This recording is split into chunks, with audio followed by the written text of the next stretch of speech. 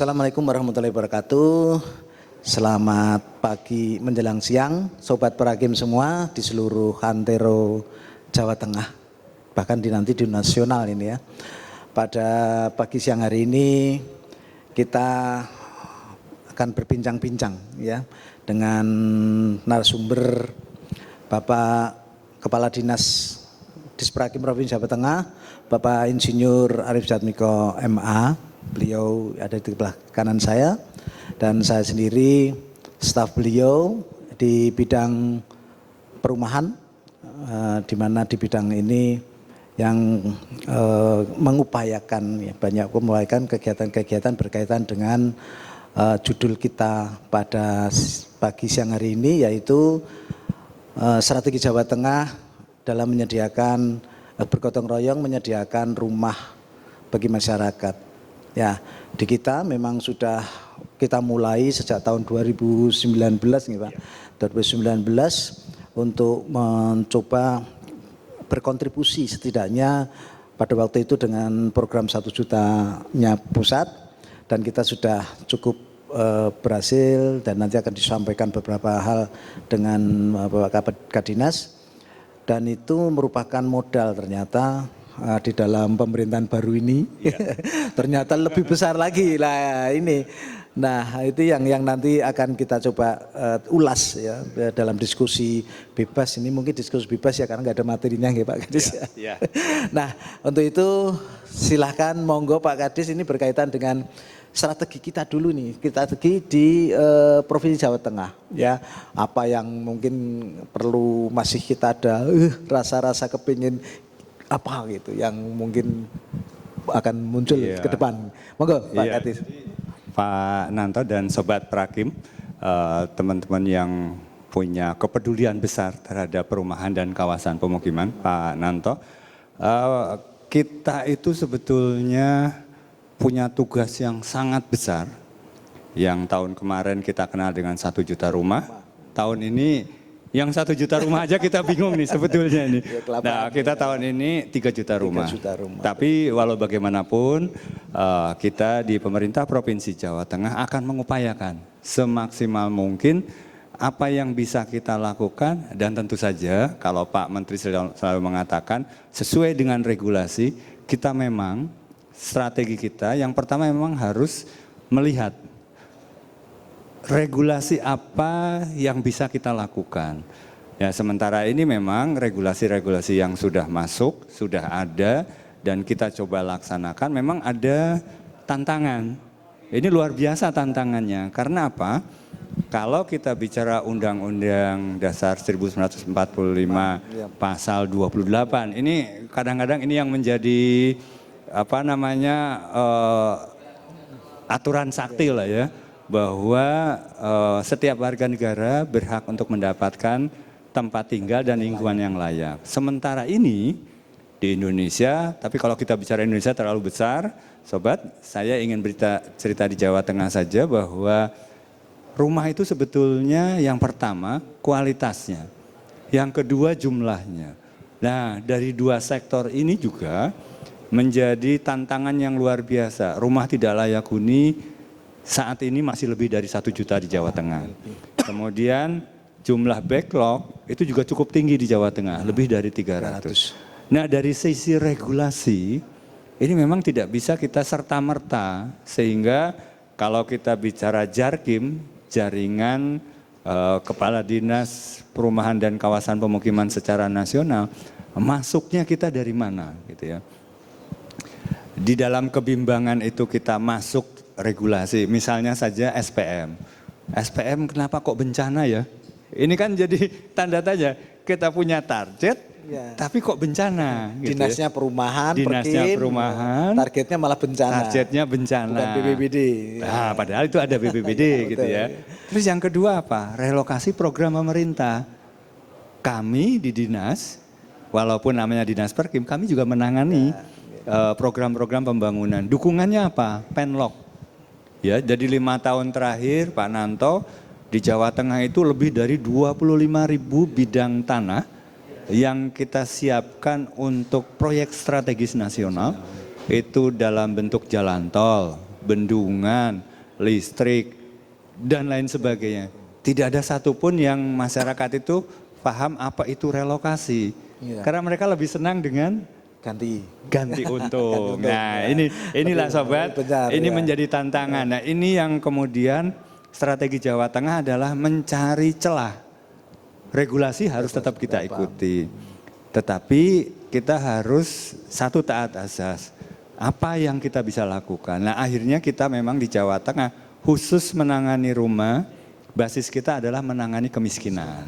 Ya, betul. Nah, dari kemiskinan ini Pak Nanto kemudian berkembang berbagai program kegiatan. Ada yang namanya peningkatan kualitas, yang ada yang pembangunan baru.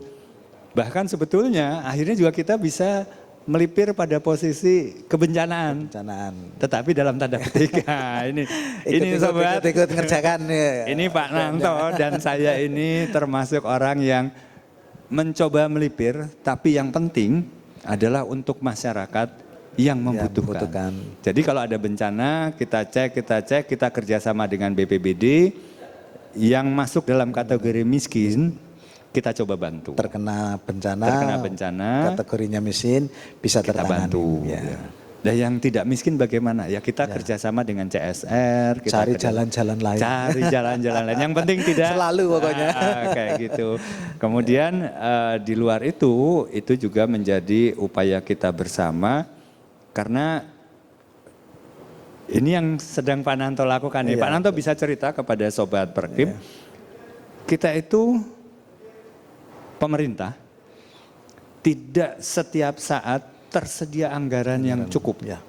Entah itu memperbaiki, entah itu kemudian kita bicara membangun pada saat bencana. Ini Pak Nanto yang nangani soalnya. Ini kira-kira dari sisi Pak Nanto, apa yang sebetulnya harus kita lakukan? Ya. Kebutuhan meningkat, anggaran mulai terbatas. Kita di Jawa Tengah kayaknya perlu inovasi nih Pak Nanto. Betul Pak Kades. Jadi sejak awal memang kita sadari ya, sejak awal tahun 2020 itu kita mendapatkan dana 200 rumah itu ya. Itu dari kebutuhan yang kita waktu itu backlog 400 ribu waktu itu ya. Kita baru 400 ribuan, itu kan nggak mungkin mau berapa tahun ditangani oleh APBD kita gitu. Dulu kan saya wah ini nggak mungkin. Maka sejak saat itu kita berpikir bahwa harus ada dana-dana lain ini kayaknya. Kita harus memobilisasi kemampuan-kemampuan sumber daya di luar APBD, bahkan di luar APBN waktu itu juga ya. Di luar APBN, karena APBN kan berhenti PB-nya itu ya. Maka kita rintis waktu itu kan Pak, untuk kita menggunakan anggaran-anggaran perbankan waktu itu ya. Perbankan, nah saya dulu izin untuk bisa keliling ke bank-bank umum, namun tetap itu tidak bisa juga. Jadi kembali lagi nih ke masalah nasional, kita nggak bisa mengakses perbankan umum dengan nasabah-nasabah, calon-calon nasabah yang non-fixed income. Itu yang jadi dulu itu masalah sampai sekarang sih di nasional, tapi bukan berarti kita harus berhenti kan itu. Waktu itu kan itu Pak, ya kita bareng-bareng nggak mungkin kita harus berhenti. Maka kita lakukan mencoba menarik kemampuan sumber daya lokal untuk ikut serta. Waktu itu kita memang belum berhasil ya. Saya kumpulkan waktu itu seluruh Jawa Tengah perbankan, lembaga keuangan perbankan lokal BKK itu ya waktu itu Pak. Kita kumpulkan tidak bisa, tapi ya bukan berarti juga berhenti lagi. Kita coba akhirnya itu waktu itu tahun 2022 kita mulai yang betul-betul sanggup adalah perbankan BKK itu Pak, BKK. Yang BPR BKK ya. Jawa Tapi Tengah mungkin itu. Sebelum masuk BPR BKK Pak Nanto, kita juga kan sering berbicara ada sebetulnya potensi-potensi lain yang bisa kita optimalkan. Misalnya kita kan di Jawa Tengah ada Basnas. Untuk terus yang kemudian itu. CSR. Betul. Gitu. Ya, Jawa Tengah itu kan juga bahkan 2 tahun yang lalu kita juga ada volunteer itu Ya. sampai dengan 200 rumah perbaikan ya. rumah. Untuk yang perbaikan ya. Ya. Nah, ini memang sekali lagi strategi kita ini mengoptimalkan sumber dana yang fresh ada di luar. Betul. Nah, saya tadi Pak Nanto karena sudah cerita PKK ini, cerita PKK. Kan tadi kan disampaikan Pak Nanto, kita itu memang perlu inovasi, gitu ya. BKK saja mungkin kalau hanya sekedar membiayai, mungkin dalam tanda petik mereka akan bertanya juga nih, ada penjaminannya apa ini kalau misalnya, apakah hanya perlu kita bicara-bicara atau kemudian kita mulai berpikir MOU. Nah, MOU yang atau kesepakatan apa yang kemudian pemerintah Jateng bisa kita kelola sehingga tadi kalau kembali lagi ke undang-undang kita akan bicara bahwa setiap masyarakat berhak mendapatkan. Nah, itu kemarin ceritanya gimana? Ini yang tadi karena yang tadi kan sumber pendanaan lain sudah kita sebut ya, yang terkait dengan Bank BKK ini, yang BKK. Iya. Ya.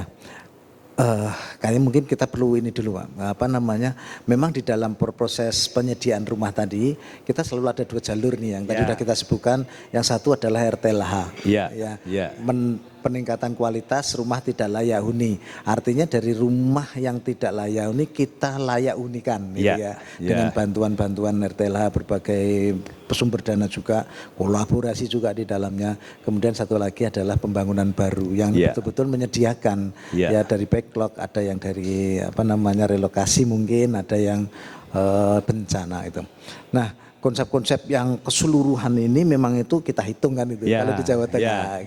Kalau rumah tidak layak huni ada yang APBD, ada yang dari dana lain. Nah, menyambung tadi Pak, itu memang kita perlu MOU, kita sudah ada 2 MOU berarti dengan Bank BPR. Yang pertama adalah kita MOU untuk ini pemberi bantuan, karena kita konsep awalnya adalah menyediakan bagi masyarakat miskin gitu. Maka konsepnya adalah bantuan. Enggak mungkin cuma masyarakat terus kredit keseluruhan kan enggak mungkin karena besar, cukup besar. Maka konsepnya adalah kita MOU untuk membantu di dalam proses swadayanya mereka. Gitu. Baik itu tanahnya atau lahannya kan kita program kita kita dulu Tuku Lemah yang pertama. Tuku Lemah itu kalau masyarakatnya yang mau kita bantu sudah memiliki lahan, maka ya oke saja, fine, kita tinggal beri bantuan rumahnya. Tapi kalau masyarakatnya belum memiliki lahan, maka memungkinkan untuk kita dorong, kita fasilitasi untuk bisa memiliki lahan melalui kredit yang sangat lunak waktu itu. Nah, ini kan tadi gini, tadi Pak Nanto bilang salah satu syaratnya adalah masyarakat miskin. Masyarakat miskin itu yang gimana ya Pak Nanto yang bisa dapat fasilitas itu? ini memang di seluruh Indonesia banyak data. Kan itu Pak, ini kita akui banyak sekali sekarang kondisi sekarang. Tapi kita kan dulu konsisten ini. Kita sejak awal kita sudah sampaikan kalau yang namanya miskin ya kita basis datanya apa dulu kan. Maka kita pakai tarik dari Kemensos namanya PPDT gitu. Gitu Pak itu. Kemudian PPDT loh, PPDT lah sekarang namanya adalah DTKS, PPDT, DPM, FTF, OTM ya, itu kemudian terakhir ada DTKS. Itu kan, bahkan setiap masuk di dalam DTKS maka kita anggaplah itu salah satu syarat kriteria dia adalah warga miskin dan bisa mendapatkan bantuan. Oke, berarti kita di Dinas Prakim tidak mendefinisikan miskin ya. Tidak mendefinisikan sendiri. Tapi kekuatannya adalah data nasional. Dan satu lagi Pak Nanto, diverifikasi dan divalidasi. Itu yang paling penting. Data dari manapun, dari BPN, dari P3KE dan sebagainya, itu syarat utama wajibnya adalah verbal tadi Pak. Kalau enggak itu masih di awang-awang ceritanya, data yang enggak bisa dipakai. Itu bisa dikasih bantuan. Berarti ini kalau kita bicara orang miskin ya Sobat Perumahan, pastilah mereka kemampuan terkait dengan kalau kita tadi ada BPR BKK, pastilah terbatas ya Pak Nanto ya. Betul. Tetapi Sobat, ini yang menjadi catatan penting kenapa di Jawa Tengah bisa berhasil adalah itu adalah pendekatan sosial dari teman-teman Dinas Prakim yang mengatakan bahwa masyarakat itu boleh miskin, tetapi bukan tidak berdaya. Tidak berdaya. Betul. Sehingga program kita adalah pemberdayaan masyarakat. Betul gitu ya, ya. Pak Nanto ya. Ya. Jadi semua Stimulan modelnya kan sehingga Oke, ini kunci berikutnya adalah Pemprov tidak pernah memberi kail dan ikan. Betul. Tetapi kami kita memberikan kail untuk masyarakat mencoba memancing dan hasilnya ternyata luar biasa Sobat. Dari beberapa program yang kita lakukan Tuku Lemah oleh Uma, rata-rata sih sebetulnya setelah 2 tahun rumahnya bagus ya Pak Nanto ya. Betul. Tetapi ada yang dalam 1 tahun sudah bagus, progres. Ini adalah keberhasilan kerja bersama. Ya, bagaimana kita membangkitkan berdayanya masyarakat, gotong royongnya masyarakat, gotong royongnya keluarga. Tapi dulu ada sering bilangan Pak Nanto dibantu provinsi, tapi katanya sapinya hilang. Sapinya hilang, utangnya gede. Kira-kira yang sekarang gimana nih? Nah, ya kita sebetulnya ya mungkin konteks kita melihat persepsi ya. Jadinya kalau kita terkenal dari dulu namanya masyarakat yang kita sekarang sudah punya rumah pun itu awal-awalnya ya memang berjibaku untuk mempunyai rumah itu berjibaku. Apapun yang kita punya waktu itu kan mesti kita sampaikan. Tapi kan kemudian bahwa dengan dasar ya kebutuhan dasar kita sudah terpenuhi. Sandang pangan papan, gitu ya. Papannya sudah ada, sudah tenang, sehingga sapinya nanti balik Pak. Alhamdulillah. Mungkin jadi, lebih banyak dari program gitu. Pemerintah untuk mensejahterakan masyarakat melalui peningkatan kualitas rumah dan pembangunan rumah baru memang berdampak positif ya. Iya, berdampak mana-mana Pak. Gitu. Iya.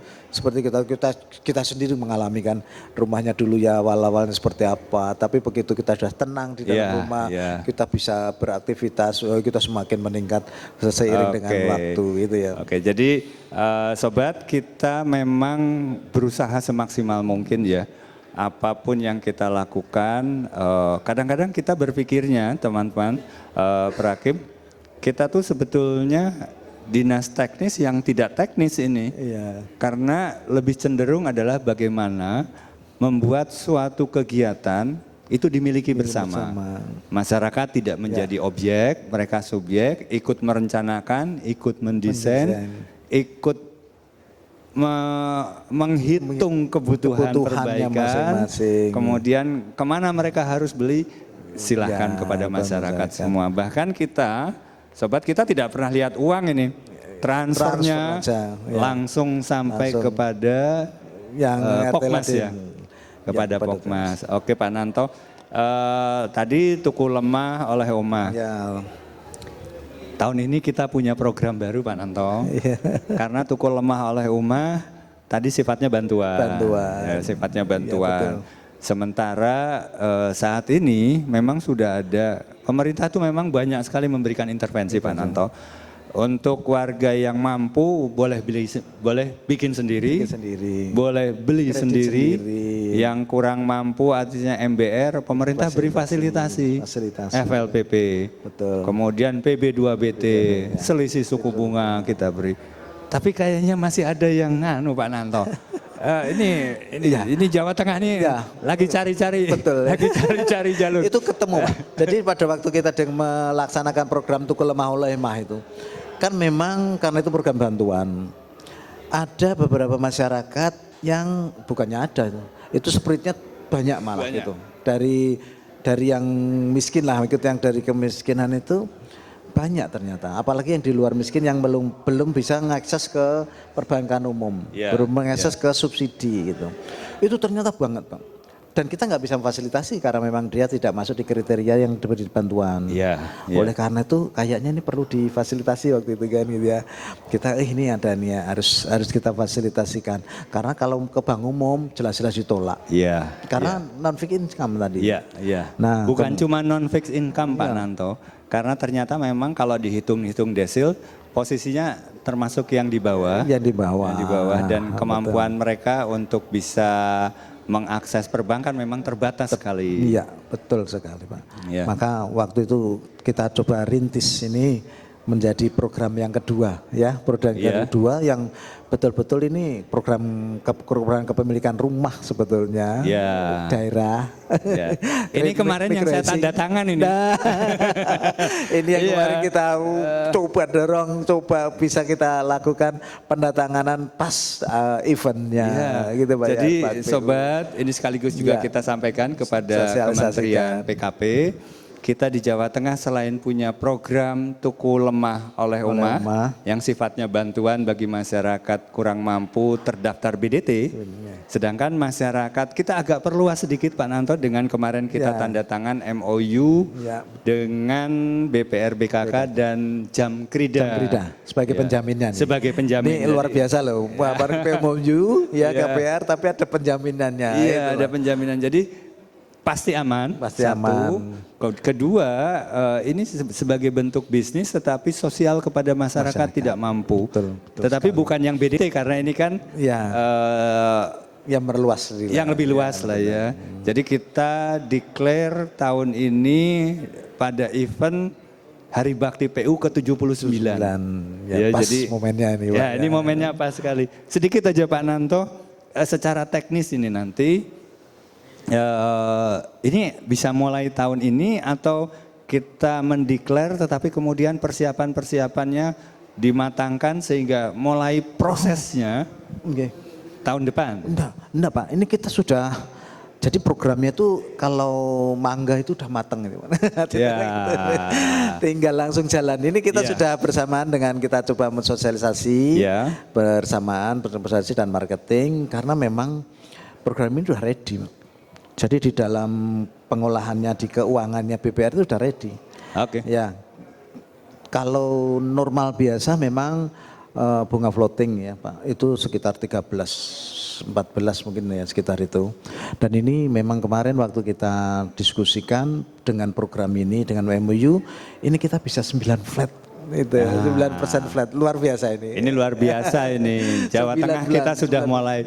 Ini program dukungan untuk 3 juta rumah. Jadi seluruh lapisan masyarakat di Jawa Tengah, mulai yang atas melalui perbankan umum, melalui subsidi, yang di bawah yang memang sulit untuk menjangkau kita siapkan kan berarti kayak gitu ya. Bagi masyarakat yang belum pernah memiliki rumah. Belum pernah memiliki rumah, ini catatannya nih. Belum pernah memiliki rumah. Terus di samping itu kayaknya ini ada anunya juga. Ini kalau saya punya tanah. Nah itu lebih istimewa lagi. Karena bunganya, uang mukanya DP 0. Luar biasa. Bagi masyarakat enggak pakai DP, enggak pakai uang muka Pak. Oke. Bisa langsung punya lahan, ikut program ini langsung bisa mendapatkan. Berarti kita tidak harus beli lahan. Tidak bersama. Kita informasikan kita punya lahan. Tipe berapa yang dibangun? Nah, tipe yang karena kreditnya ada plafonnya sekitar 200 juta Pak. 200? Satu rumahnya itu loh. Berarti kan tipenya sebetulnya tipe rumah sangat bagus. FLPP sekarang kecil-kecil loh.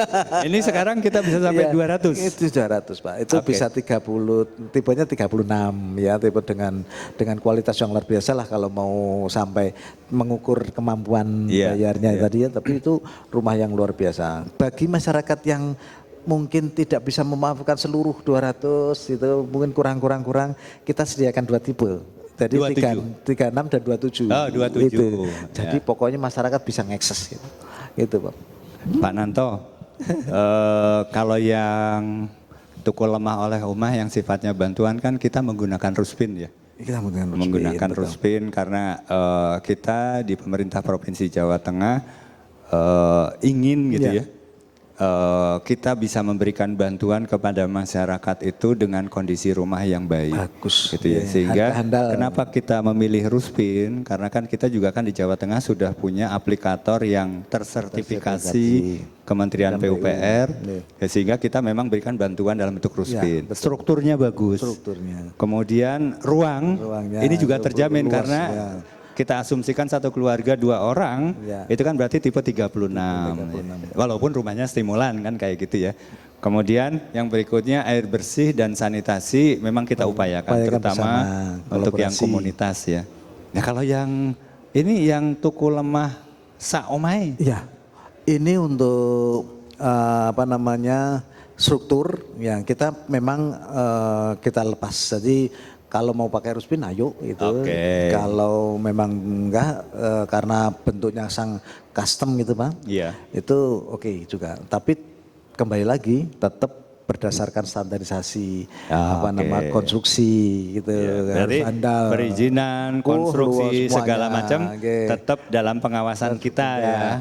Karena ini bentuknya KPR tadi dengan bank otomatis rumahnya jadi sama dengan FLPP. Tapi lebih kuat, lebih luar biasa. Itu aja sih. Ya ini program baru yang menjadi harapan bersama, sobat. Karena kita ini tahun ini, kementerian kita target 3 juta nih Pak Nanto. Tadi kan kita sudah dari awal membuka ya Pak. Ini target ini kayak gimana kita melaksanakan. Ini adalah bentuk kontribusi Jawa Tengah. Ya, kepada Kementerian Kementerian PKP sekarang. Jadi ini kontribusi kita daerah kepada Kementerian PKP yang sekarang ceritanya adalah Pak Menteri selalu katakan gotong royong. Jadi kita di Jawa Tengah memang mendesain bagaimana Jawa Tengah berkontribusi terhadap 3 juta. Dan kita sudah mulai. Nah, kita sudah mulai. Ya tidak apa-apa ya. Sebelum dijawel kita malah sudah mulai dulu. Sebelum dijawel kita sudah mulai. Mudah-mudahan ini nanti Pak Menteri, mohon maaf Pak Menteri. Nanti kalau Pak Menteri bisa lihat program kita, kita siap lah. Kita siap. Sangat siap Pak. Mendukung program 3 juta rumah dan kami juga siap untuk menyampaikan bagaimana konsep dan strategi kita agar 3 juta sekurang-kurangnya Jawa Tengah nanti akan berkontribusi di satu peningkatan kualitas, yang kedua di PB, yang ketiga di apa? Pembiayaan pembangunan. Micro housing. Ya ini sih sebetulnya apa yang kita lakukan, kita berupaya maksimal apa yang bisa kita lakukan sambil menunggu Pak Nanto. Jika memang regulasi-regulasinya bisa segera mendukung pada proses-proses seperti ini. Karena Jawa Tengah itu konsep pembangunnya kan stimulan. Ya. Jadi kita mencoba membangun kepercayaan diri masyarakat bahwa mereka menjadi subjek bukan objek gitu ya. Jadi itu yang pertama regulasi, yang kedua teknis membangun, yang ketiga terkait dengan pembiayaan. Dan memang ada lagi yang penting ini, bagaimana peran serta masyarakat bukan cuma swadaya. Karena kita yang bangun itu, satu ada developer, dua tidak hanya developer ya, ada dua masyarakat. Masyarakat membangun sendiri boleh. Yang swadaya mandiri itu ya. Nah, yang membangun sendiri itu memang kita memberikan solusi-solusi bagaimana rumah sederhana yang sehat dan murah. Gitu ya. Tadi kan kita kan bicara Ruspin ya. Nah, Ruspin. Dan ini ke depan terkait dengan program 3 juta rumah, selain regulasi itu kita nyari apa lagi ya Pak Nanto ya? Nah ini Pak, ini mungkin kita perlu juga membedah strategi 3 juta rumah. Walaupun itu pusat ya, paling setidaknya bahwa mungkin dari 3 juta itu yang dihitung apa sih gitu, apa saja sih gitu. Siapa saja pelakunya, itu yang perlu harus kita identifikasikan ya. Kan kita udah kenal nih, ada bantuan luar negeri, mungkin yang dulu PP2BT itu, kemudian APBN, ya hidupkan lagi lah yang PP-nya itu ya. Basnas dioptimalkan lagi. Basnas dioptimalkan, kemudian CSR dioptimalkan lagi. filantropi. Filantropi. Daerah ada 38 provinsi. Iya. Ya, dan sekian kabupaten. Kita belum pernah bicarakan itu ya. Belum, ya. Jadi Jawa Tengah juga sebetulnya belum disentil sih. Jawa Tengah berperan apa toh? Tadi kita sebutkan ini itu sudah. kan gotong royong, itu namanya gotong royong, harus dihitung semua nih sampai desa. Ya dana desa kan juga ada beberapa walaupun mungkin hanya 10, tapi kali sekian. Iya. Sekian desa ya, di kita aja 7, 8, 10 desa ya, 7.800 desa, 7.800 desa lebih. Ya. Dan yang penting juga sebetulnya Pak Nanto adalah menstrukturkan ini peran siapa melakukan apa, di mana dan bagaimana. Ini harus selesai karena 3 juta itu kalau pusat sendiri nggak mungkin. Kalau kita di daerah sudah mengatakan bahwa kita tidak bisa bekerja sendiri. Kita dari kemarin programnya adalah kolaborasi. Iya, bagaimana keberhasilan Jawa Tengah mencapai lebih dari 1 juta rumah, intervensi lebih dari 1 juta rumah dalam 5 tahun. Betul. Ini juga kolaborasi, Pak Nanto. Gitu ya. Jadi memang kolaborasi atau yang Kementerian PU katakan gotong royong. Ya kita sepakat sekali sih. Iya. Sepakat sekali. Cuman kan harus dikeluarkan di depan ini gitu ya. Iya. Kalau misalnya nanti tadi misalnya dari BLN, BLN-nya itu seperti apa gitu. Iya. Kemudian nanti langkahnya apa? Ada satu yang harus dikerjakan PR itu. Kemudian kalau pusat oke lah, ya selama ini juga jalan sebetulnya tinggal penentu aja. Kalau kemudian daerah, provinsi dan kabupaten, kan syaratnya tadi SPM ini untuk bisa dimobilisasi lah. Ini kan berarti SPM-nya harus disesuaikan dengan kebutuhan kita membangun 3 juta. Nah, itu perlu koordinasi dengan Kemendagri. Lah kalau dari Pak Menteri mungkin bisa mendorong itu. Ada juga Pak Nanto sebetulnya begini. Yang kita bangun itu kan bukan cuma mandiri ya. Satu. Tetapi kita juga membangun yang sifatnya komunal. Komunitas. Ya. Komunitas itu ya kalau bagi kita di Jawa Tengah 10 ya sudah komunitas. 10 masuk. 20 komunitas, 30 komunitas. Artinya apa? Ini membangun suatu lingkungan. Tarik lagi ke depan, lingkungan yang layak. Lah, kalau kita bicara lingkungan, sekali lagi bahwa kita harus bicara kolaborasi lintas sektor ini. Lintas sektor, lintas provinsi, pemerintah. Lintas provinsi, lintas macam-macam gitu ya. Jadi kalau kita bikin, jangan sampai menjadi kumuh Pak Nanto. Betul, Pak. Ya kita peran serta pusat juga kita harapkan ini. Jadi kalau kita membangun komunitas, kadang-kadang kita air bersih kita minta PDAM. Ini kan kita nih orkestra tuh ya. Kita tuh kadang-kadang kayak dirijen dari berbagai tempat kita lari ke PDAM. Kalau butuh listrik kita lari ke SDM. Kita butuh jalan lingkungan kita lari kemana-mana. Tapi kalau misalnya dari pusat ada program saja PSU yang skalanya kecil, bolehlah saya dengan senang hati misalnya nanti kita kolaborasikan dengan kita sehingga kawasan-kawasan kecil nanti juga terbangunnya akan bagus gitu Pak Nanto. Kita kan ada contoh nih sebetulnya Pak di Pekalongan di itu ya. Itu salah satu tapi melalui DAK sih bukan dari kita pinginnya kan bukan dari PKP-nya kayak gitu. Itu kolaborasi yang luar biasa ya karena di contoh kita di Cisemut coba Pak Hakim itu kita betul-betul tadi ya mengharmonisasi dari berbagai pihak untuk bisa mewujudkan kompleks kawasan permukiman yang bagus gitu ya Pak. Dan itu perlu kita yang dari pusat tadi bisa ikut-ikut nimbrung yang PKP-nya ini yang karena belum sama dengan besar terkendala kecilnya relatif lah artinya sebagai bagian dari bentuk kerja bareng, gotong royong, besar kecil disonggo bareng gitu ya. Dan kita juga akan mengupayakan lah. Secara prinsip pemerintah Provinsi Jawa Tengah komit sebetulnya. Satu peningkatan kualitas, 2 pembangunan baru, baik itu mandiri maupun komunitas. Yang jelas kita memang harus membangun suatu kawasan pemukiman yang baik. Dan kita juga sedikit saja sebelum terakhir, kita punya contoh membangun kawasan pemukiman kumuh padat perkotaan. Oh, ya, betul ya. Ya, kita punya contoh Solo, ini. ya. Kita punya contoh bahwa tanah 1.300 hektar kita bisa bangun 33 ya, 33 rumah. Ya, 3 rumah. Itu luar biasa. Mereka berada di kawasan kumuh perkotaan, perkotaan. padat penduduk, tidak kita pindah. Ya, itu Tapi luar biasa, kita Pak. tetap melakukan pembangunan di situ dengan 2 lantai. Ya, Stimulan pemerintah tetap, Provinsi ya. Jawa Tengah. Apa namanya? Optimis ya, kita optimis 2 lantai ya di penanganan kawasan kumuh gitu, yang di dalamnya rumahnya produktif gitu, Ya. Kampung Blangkon Ya. sebagai workshop untuk Pembuatan blangkon. Wah, itu luar biasa.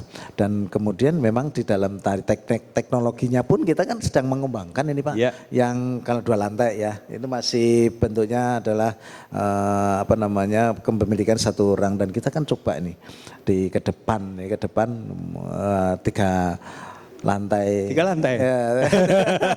Teknologinya 3 lantai sudah siap. Teknologinya sudah kita siap. tinggal mencari nasabahnya, kemudian nanti itu menjadi kepemilikan per lantai, dan kita sudah siapkan aturan-aturan yang bisa mendukung untuk itu. Ya. Sebetulnya itu tinggal gini, mudahnya adalah kita tuh sudah siapkan, tinggal jalan. Ini Jawa Tengah ini kayaknya nyari-nyari kerjaan. Ya, 3 lantai kira-kira ini nggak masuk ke 3 lantainya lah ya. Kira-kira mampu nggak ya masyarakat jika misalnya itu kan 3 lantai kan pasti nanti akan kepemilikan ya, sarusun ya. Betul.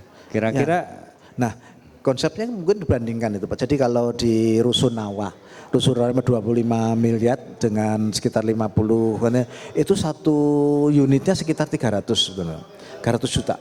Ini kita mencoba mendesain yang 3 lantai itu kurang lebih 113 juta per unit. Per unit Pak. Itu luar biasa Pak. Per unit. Itu nanti digandengkan dengan kredit microlending tadi, wah luar biasa lagi nih. Ini konsep. Nah, ini cerita yang lain aja. Yang jelas yang sudah kita laksanakan ini adalah upaya dukungan Pemprov Jateng kepada pemerintah pusat untuk berupaya mewujudkan kolaborasi untuk 3 juta rumah. Ya. Nah, sebagai terakhir, sebetulnya kami pingin Pak Nanto, ya ini mudah-mudahan ini sobat perumahan, sobat Prakim, kita itu membangun rumah walaupun stimulan, tentu bukan sekedar hanya membangun ya, tetapi kita juga ingin bahwa masyarakat kita semakin sadar bahwa kita itu memiliki tempat di mana kita tinggal, di mana kita pulang dan bekerja, mengawali pekerjaan. Ini minimal sekali memiliki syarat kesehatan. Karena apa?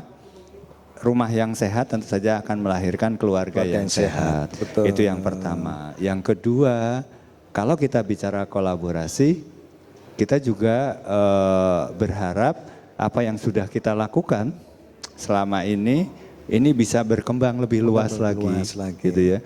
Tidak hanya kita dengan kabupaten kota, tapi kita dengan pemerintah pusat. Dari Pak Nanto kira-kira apa lagi? Ya.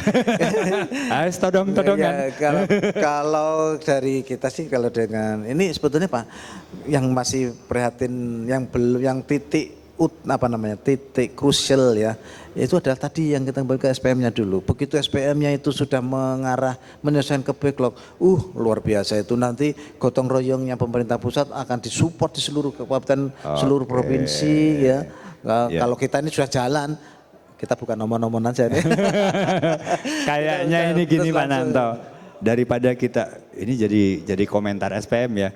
Ya tapi daripada kita ada SPM kemudian tidak bisa lakukan, kenapa enggak SPM-nya RTLH 3 juta rumah atau SPM-nya backlog-nya selesaikan. Iya, betul. SPM itu kalau memang ditetapkan terkait dengan perbaikan rumah tidak layak huni dan pembangunan baru. Di Pemda provinsi. Ya. Setiap Pemprov ada angka pencapaian SPM itu, semua daerah akan melakukan kebijakan itu secara menganggarkan, masif. Dimungkinkan untuk menganggarkan. Iya. Secara resmi, legal gitu ya. Iya. Itu ya kira-kira. Tapi ini kayaknya waktunya juga ngobrol-ngobrol santai. Oke, sobat-sobat Perakim, ini tadi kita ngobrol bebas ya. Memang ini juga di secara offline pun kami lakukan dan kami itu tidak omon-omon saja untuk melaksanakan ini. Kita sudah melaksanakan berapa? 1.600 rumah yang sudah kita produksi sampai dengan hari ini ya. Dan ini tentu saja akan terus berkembang sampai kalau tadi SPM-nya dirubah kita terus akan mendukung program pusat 3 juta hayu. Ya, itulah Sobat Perakim. Untuk sementara ini kita akhiri dulu bincang-bincang kita, Pak Kadis. Terima kasih. Wassalamualaikum warahmatullahi wabarakatuh.